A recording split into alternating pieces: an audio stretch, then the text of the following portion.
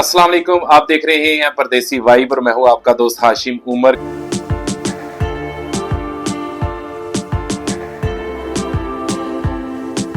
पहला क्वेश्चन है the world का। भाई मेरी स्टेटमेंट 14,000 दिरहम है, ऑस्ट्रिया का वैलिड वीजा है, कनाडा अप्लाई कर सकता हूं।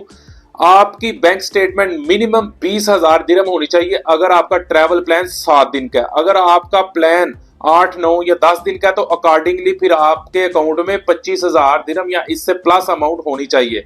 लेकिन मैं आपको रिकमेंड करूंगा कि 7 दिन का ट्रैवल प्लान दें और मिनिमम आपके अकाउंट में 20,000 दिरहम होने चाहिए। नेक्स्ट क्वेश्चन है, are there any limitations for web form, how many times we can do it. अब आप वेब फॉर्म रेज कर रहे हैं तो इसको मैं 2 कैटेगरीज में रखूंगा। पहली कैटेगरी, अगर आपका ट्रैवल प्लान एक्सपायर हो चुका है तो फिर आप जितनी दफा मर्जी वेब फॉर्म रेज कर सकते हैं। फॉर एग्जांपल अगर आपका जुलाई का प्लान था, फॉर एग्जांपल अभी तो वो एक्सपायर हो गया, तो अभी आपने वेब फॉर्म रेज करना है तो अक्टूबर का फॉर एग्जांपल आप प्लान दे देते हैं या सितंबर का, तो सितंबर में जाके फिर आपका फॉर एग्जांपल डिसीजन नहीं आता तो ये फिर आप वेब फॉर्म दोबारा रेज करेंगे। तो ये आपके एंड से प्रॉब्लम नहीं है, ये दूसरे एंड से प्रॉब्लम है। तो इस कैटेगरी में आप जितनी दफा मर्जी वेब फॉर्म रेज कर सकते हैं। लेकिन जो दूसरी कैटेगरी है, फॉर एग्जांपल एप्लीकेशन फिल करते हैं, किसी की बर्थडे गलत लिख दी, किसी ने नाम की स्पेलिंग गलत लिख दी है या कुछ और ऐसा गलत कर दिया जिसको टाइपो मिस्टेक कहते हैं, तो वो जो टाइपो एरर है ना, वो उस हवाले से सिर्फ आपने एक दफा आपने वेब फॉर्म रेज करना है। ये नहीं कि एक दफा वेब फॉर्म रेज किया तो पासपोर्ट नंबर ठीक कर रहे हैं, दूसरी दफा बर्थडे ठीक कर रहे हैं तो वीजा ऑफिसर के ज़हन में नेगेटिव इमेज आता है। तो टाइपो एरर की दफा वेब फॉर्म एक दफा रेज करें और जो ट्रैवल प्लान एक्सपायर हो चुका है उस दफा आप जितनी दफा मर्जी आप उसका कर सकते हैं, जो IRCC फॉर्म है वो रेज कर सकते हैं।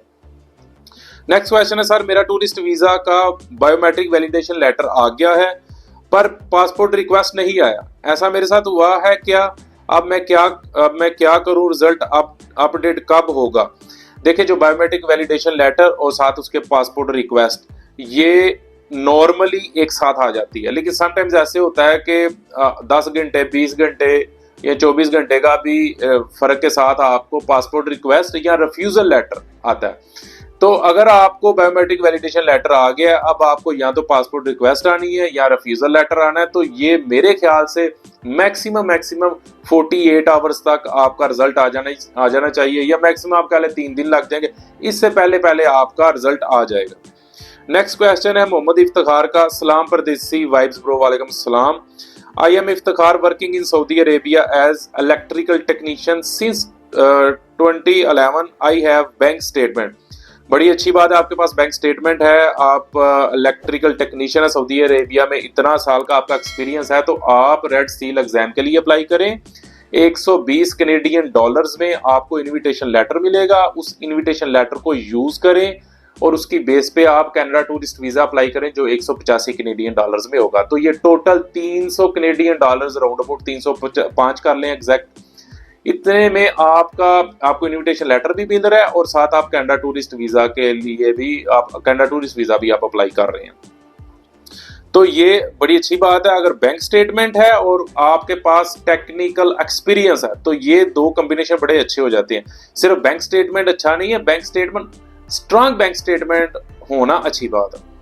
अरीबा का क्वेश्चन है, हाशिम भाई क्या विजिट वीजा जो फैमिली मेंबर क्रिटिकली इल और डाइंग वाले का रिस्पांस टाइम भी 106 दिन होगा या उसका रिस्पांस जल्दी हो सकता है? जो लोग नहीं है उनको मैं बताता चलूं कि जब आप टूरिस्ट वीजा अप्लाई करते हैं तो एक ऑप्शन सामने, एक नहीं बहुत सारी ऑप्शंस आपके सामने आती हैं, आपने एक सिलेक्ट करनी होती है।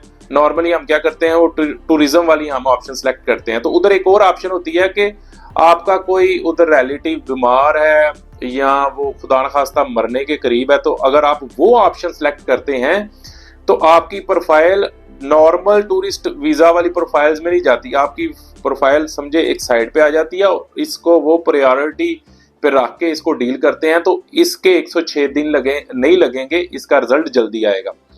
वहाब का क्वेश्चन है, अस्सलाम वालेकुम हाशिम भाई, please tell me how much cost nowadays for truck driver LMIA and will this amount be paid in total cash. देखें, ये जो LMIA खरीदना या इसको बेचना ये गैर कानूनी है, लेकिन चलें अब कनाडा में ऐसा हो रहा है, लोग ऐसा कर रहे हैं, तो इसकी मैं इंफॉर्मेशन आपको दे देता हूं। ये जो इसकी कीमत है ये वेरी करती है city to city, province to province.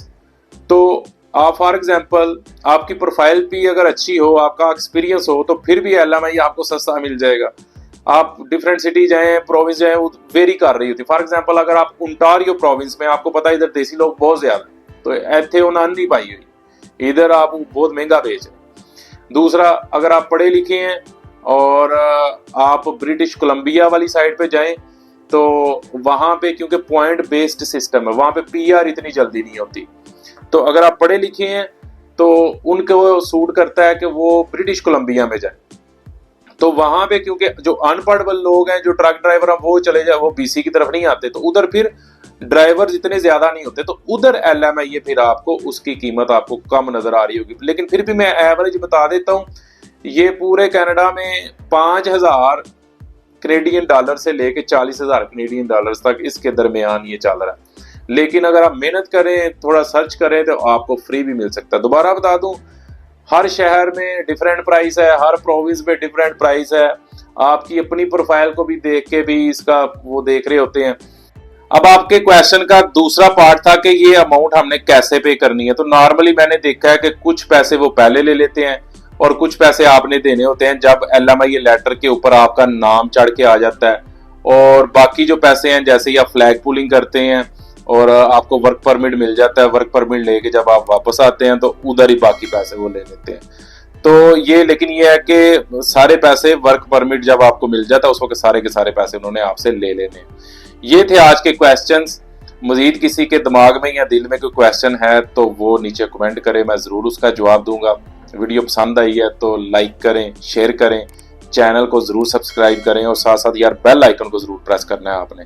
मिलते हैं नेक्स्ट वीडियो में। अल्लाह हाफिज।